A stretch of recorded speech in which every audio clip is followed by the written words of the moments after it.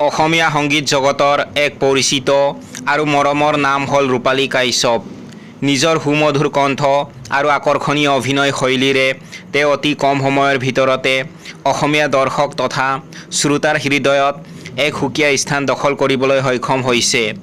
কেৱল গীততেই নহয়, বিভিন্ন মিউজিক ভিডিঅ'ত কৰা অভিনয়ৰ জৰিয়তেও তেওঁ নিজৰ প্ৰতিভাৰ পৰিচয় দিছে। বৰ্তমান সময়ত তেওঁ অসমৰ এগৰাকী আগশাৰীৰ জনপ্ৰিয় কণ্ঠশিল্পী হিচাপে পৰিগণিত হৈছে। ৰূপালী কাশ্যপৰ জন্ম হৈছিল কামৰূপ মহানগৰ জিলাৰ ধাৰাপুৰত। তেওঁৰ পিতৃৰ নাম নঈমুদ্দিন আহমেদ আৰু মাতৃৰ নাম লতিফা বেগম। তেওঁৰ পৰিয়ালত পিতৃ-মাতৃৰ উপৰি এজন ককায়েক আৰু দুজন ভায়েক আছে। শৈশৱত তেওঁ গুৱাহাটীৰ লতাশিলত থকা নিজৰ মোমায়েকৰ ঘৰত থাকি ডাঙৰ দীঘল হোৱাৰ লগতে তাতে স্কুলীয়া শিক্ষাও আৰম্ভ কৰিছিল। প্ৰতিভাশালী এই গায়িকাগৰাকীৰ জন্মদিন 16 মাৰ্চ। ৰূপালীৰ শিক্ষা জীৱনৰ আৰম্ভণি হৈছিল পাণবজাৰ আদৰ্শ নিম্ন প্ৰাথমিক বিদ্যালয়ৰ পৰা, য'ত তেওঁ প্ৰথমৰ পৰা চতুৰ্থ শ্ৰেণীলৈকে পঢ়িছিল। ইয়াৰ পিছত তেওঁ পাণবজাৰ ছোৱালী উচ্চতৰ মাধ্যমিক বিদ্যালয়ৰ পৰা হাইস্কুল শিক্ষান্ত পৰীক্ষা আৰু উচ্চতৰ মাধ্যমিক পৰীক্ষাৰ উত্তীৰ্ণ হয়। স্কুলীয়া দিনৰ পৰাই তেওঁৰ সাংস্কৃতিক দিশটোৰ প্ৰতি বিশেষ ৰাপ আছিল। এই শিক্ষাৰ ভেটিয়ে পৰৱৰ্তী সময়ত তেওঁক এগৰাকী সফল শিল্পী হিচাপে গঢ়ি তোলাত সহায় কৰিছে। সংগীতৰ যাত্ৰাত ৰূপালীৰ অভিষেক ঘটিছিল কমলা বাৰীত বহি নামৰ ভিডিঅ' গীতটোৰ জৰিয়তে, য'ত তেওঁ একেলগে গীত গোৱাৰ লগতে অভিনয়ো কৰিছিল।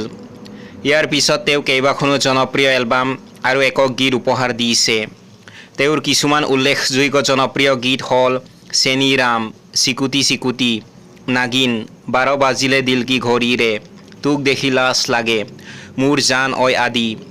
তেওঁৰ গীতবোৰৰ অনন্য সুৰ আৰু গায়কীয়ে সহজেই যিকোনো বয়সৰ লোকক আকৰ্ষণ কৰে।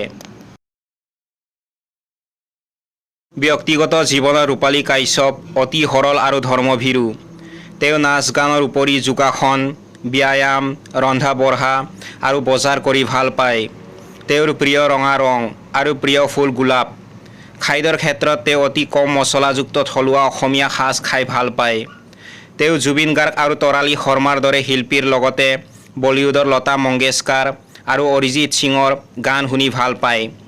ক্ৰীড়াৰ ক্ষেত্ৰত তেওঁ বেডমিণ্টন আৰু ফুটবলৰ প্ৰতি আগ্ৰহী।